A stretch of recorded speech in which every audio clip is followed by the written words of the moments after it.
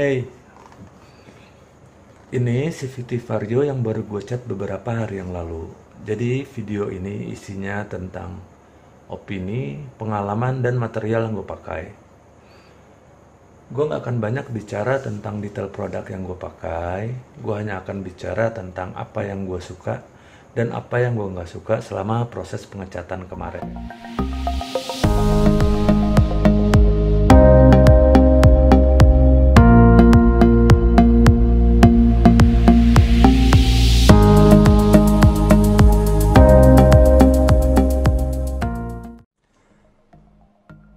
Sebelum masuk proses pengerjaannya, gue akan kasih tahu dulu material apa aja yang gue pakai. Yang pertama, amplas. Amplas gue pakai ukuran 500 dan 1000. Yang barusan gue kasih lihat ukuran 1500. Dempul isamu yang gue pakai untuk nutupin lecet-lecet pada CVT.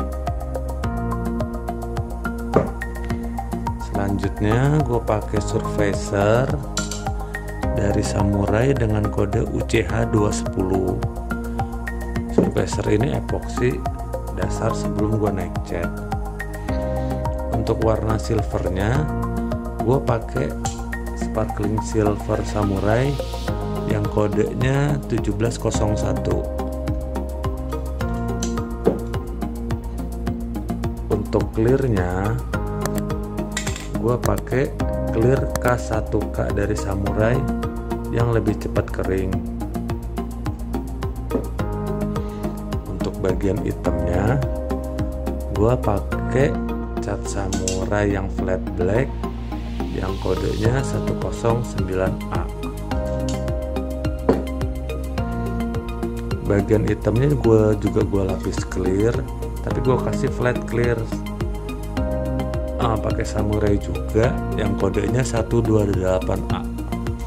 Kurang lebih ini semua material yang gue pakai untuk ngecat CVT. Satu lagi, sebelum kita lanjutin, gue mau kasih tahu kalau di video ini gue nggak bakal nampilin, nyajiin video tutorial ngecat dan ngamplas. Kenapa? Karena lo bakal gampang banget nyari tutorial tersebut di YouTube. Lo tinggal ketik cat CVT, tuh bakal nongol tuh puluhan, ratusan, gue nggak tahu deh, pokoknya banyak dan gampang.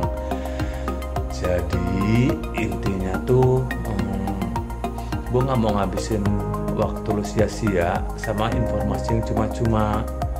Video ini kayaknya lebih khusus buat orang yang emang pengen ngecat sama orang yang mau CVT-nya kelihatan beda sama yang terakhir orang iseng. Gue cuma kasih apa ya, dia inspirasi lah, nggak tahu ya, kalau bagus mungkin dibilang inspirasi.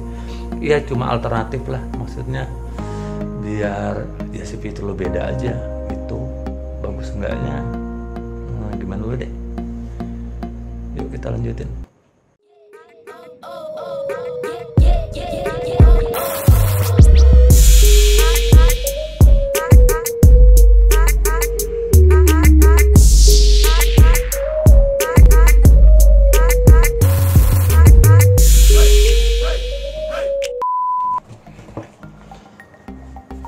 Nah, sekarang kita langsung masuk aja ke proses pengerjaannya.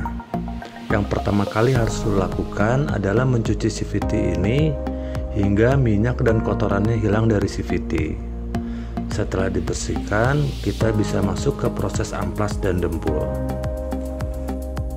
Untuk pengamplasan dibutuhkan beberapa ukuran amplas. Apabila kondisi CVT kalian masih normal dalam keadaan baik, cukup kalian menggunakan ampas berukuran 500 untuk meratakan dan melicinkannya. Apabila ada cacat, mungkin kalian membutuhkan ampas dengan ukuran 300 yang lebih kasar. Jadi penggunaan amplas ini tergantung dengan kondisi CVT kalian masing-masing. Untuk diperhatikan pada saat pengamplasan agar menggunakan air dan sabun untuk memudahkan proses tersebut. Yang dibutuhkan adalah permukaan yang rata dan licin setelah pengamplasan.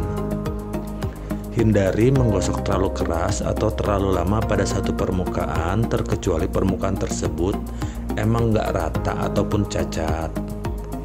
Setelah proses pengamplasan selesai dan permukaannya sudah licin, kita bisa langsung masuk ke proses dempul. Apabila masih ada dari permukaan CVT yang cacat atau baret, lu bisa nambel menggunakan dempul merek Isamu ataupun merek Sanpolak. Di proses kemarin gue menggunakan Isamu. Kenapa? Karena Isamu ini lu nggak harus mencampur hardener dengan dempulnya, beda dengan Sanpolak. Jadi gue kemarin supaya nggak ribet, gue pilih menggunakan Isamu. Tapi dalam proses dempul ini kalau lukanya terlalu dalam, lu nggak bisa lakuin dalam sekali jalan, atau istilahnya lu ngedempul langsung tebal. Lu harus ngelakuin dempul ini tipis-tipis dan secara bertahap beberapa kali sampai dengan permukaan tersebut licin. Untuk diperhatikan, proses amplas dan dempul ada bagian krusial dalam pengecetan. Jadi hasil yang baik pada proses ini akan menentukan hasil cat ke depannya nanti. Jadi benar-benar butuh kesabaran dan ketelatenan dari kalian untuk melakukan pengamplasan dan pendempulan. Apabila permukaan sudah dianggap cukup rata dan licin, kalian bisa langsung masuk ke proses cat dasar atau epoksi. Epoksi atau surfacer dibutuhkan dalam pengecatan. Tujuannya adalah meningkatkan kekuatan cat dalam penggunaan jangka waktu yang lama. Untuk pengaplikasiannya, semprotkan surfacer ini secara merata pada CVT secara tipis-tipis. Usahakan dilakukan bertahap sampai dengan seluruh permukaan CVT tertutup rata. Setelah tertutup rata, tunggu hingga 30 menit atau 1 jam hingga benar-benar dianggap telah kering. Setelah kering, kalian bisa langsung masuk ke proses berikutnya, yaitu pengecatan warna dasar.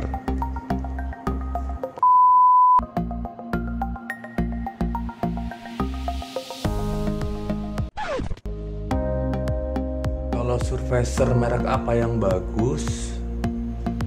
Semua merek sekarang tuh kayaknya udah ngeluarin surfacer atau epoksi ya. Mereka udah keluarin semua. Kalau dulu kan nggak ada tuh cerita epoksi. Tahun 80-an gue kenal pilok ya tinggal pilok doang. Sekarang nih mereka udah pada pakai epoksi seperti halnya cat duko. Kalau ditanya mana yang bagusan surfacernya, gue baru cobain gue baru cobain Samurai ini sih. Samurai ini kan ada 2 surfacernya ya, yang UCH 210 sama satu lagi yang 2K04. 2K04 itu dia lebih bagus, lebih mahal, lebih kuat, tapi si surfacer itu dia harus habis dalam rentang 3 atau 4 jam. Kalau enggak, dia cat yang nggak kepake dalamnya itu bakalan kering karena dia ada hardenernya gitu. Jadi kalau lo ngecat CVT pakai surfacer yang 2K04 itu yang bagus, bakal sayang. Kenapa? Lo pasti banyak bakal buangnya karena lo pakai sedikit buat CVT, abis itu bakal kebuang deh. Lo nggak bisa simpen tuh barang. Jadi kalau gue buat surfacer kayaknya gue pakai yang UCH 210 aja tuh. Ya paling enggak dia nggak ada hardener, tapi gue nggak tahu ya dia bisa tahan berapa lama. Cuma sih nggak pernah ada review kalau yang UCH 210 itu cepat kering atau apa gitu. Dan emang harganya ya murah lah, dua kali lipat kali ya, nggak salah, lupa gue harganya gitu kalau surfacer. Lanjut ke proses pengecatan. Aturan yang benar biasanya itu sebelum menggunakan cat utama harus diberikan warna dasar. Tapi tergantung juga sih. Untuk sparkling silver ini seharusnya gue kasih warna dasar itu warna silver terlebih dahulu. Dan gue udah coba sebelumnya dalam media yang kecil. Jadi gue kasih silver atau enggak, atau gue langsung dari epoxy, itu hasilnya nggak terlalu beda. Nah jadi kemarin untuk hasil CVT yang ini, gue nggak kasih warna dasar silver dulu, gue langsung tiban pakai sparkling silver. Hasilnya kalian bisa lihat seperti ini. Dan gue rasa dengan atau tanpa silver hasilnya tidak terlalu jauh, terkecuali ada beberapa jenis cat yang memang membutuhkan cat dasar terlebih dahulu, seperti kayak warna pearl atau warna bunglon. Itu memang benar-benar butuh cat warna dasar agar warnanya keluar, karena cat seperti pearl gitu itu biasanya tuh catnya cenderung bening dan dia benar-benar butuh cat dasar agar warna tersebut bisa keluar. Tapi karena ini silver dan warna surface-nya itu abu-abu, gue pikir gue langsung tiban aja, dan alhamdulillah hasilnya tidak mengecewakan dan cukup bagus lah seperti ini yang kalian bisa lihat langsung.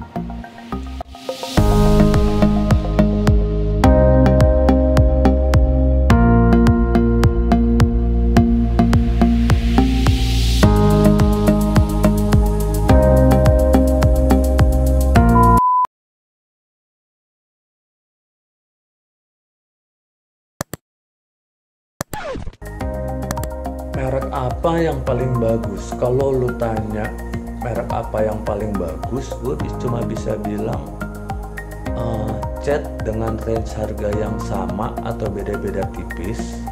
Gue akan bilang cat itu pasti sama bagus semua. Kenapa? Karena materialnya juga gak akan beda jauh kalau harganya sama.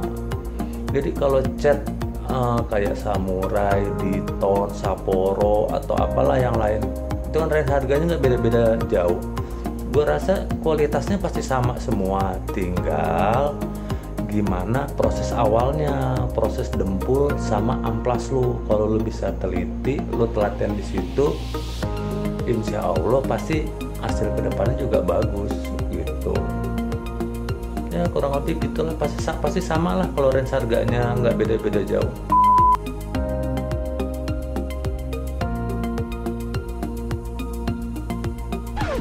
Irit yang mana dari merek yang ada? Kalau gue baca review, irit enggaknya tuh tergantung tekanan gas yang ada pada tiap-tiap kaleng yang berbeda tiap merek. Bahkan ada satu merek yang ngeklaim kalau misalnya gasnya lebih cepat habis duluan daripada catnya, lu bisa retur tuh barang. Tapi menurut pengalaman gue, lu mesti coba dua produk. Di situ lu baru tahu perbedaan iritnya gitu loh.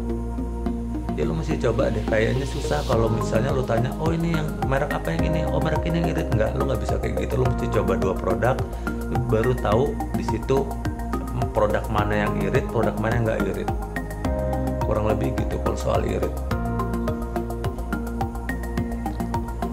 Setelah selesai pengecatan warna silver, gue langsung kasih stiker karbon 4D pada CVT ini. Tujuannya adalah memberikan efek atau dimensi kedalaman pada CVT ini agar tidak terlihat terlalu biasa. Stiker karbon 4D ini bagusnya waktu dia ditiban clear, dia efek dimensinya masih keluar kalau lo lihat dari dekat. Jadi tujuannya ini sih sekedar hanya pemanis saja. Gue langsung lanjutkan ke proses clear atau tahapan akhir dari pengecatan ini. Di proses clear gue pakai K1K merek Samurai.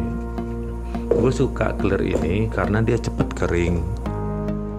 Tapi kering ini kering sentuh ya, bukan kering seutuhnya. Kalau misalnya benar-benar kering, itu mungkin takes time kira-kira 2-3 hari, atau ada yang 1 hari mereka anggap kering. Cuma kalau gue bilang kayaknya sih benar-benar butuh 2 atau 3 hari sampai dia benar-benar kering utuh. Kenapa? Karena kemarin kejadiannya waktu 1 hari itu CVT ini terbentur benda keras dan dia tuh masih cacat, jadi gue harus ulang pengecatannya lagi. Jadi benar-benar diperhatiin. Clear merek ini dia benar-benar cepat kering sentuh, tapi untuk kering utuhnya dia butuh 2-3 hari supaya aman dan tidak cacat waktu terbentur. Nah, jadi cukup sekian pengalaman dan informasi yang bisa gue kasih seputar pengecatan kemarin. Semoga video ini bermanfaat buat orang yang lagi cari-cari ide pengen ganti warna cat CVT-nya. Oke, terima kasih udah nonton. Jangan lupa like dan komen video ini. Oke, ciao. Oh, oh.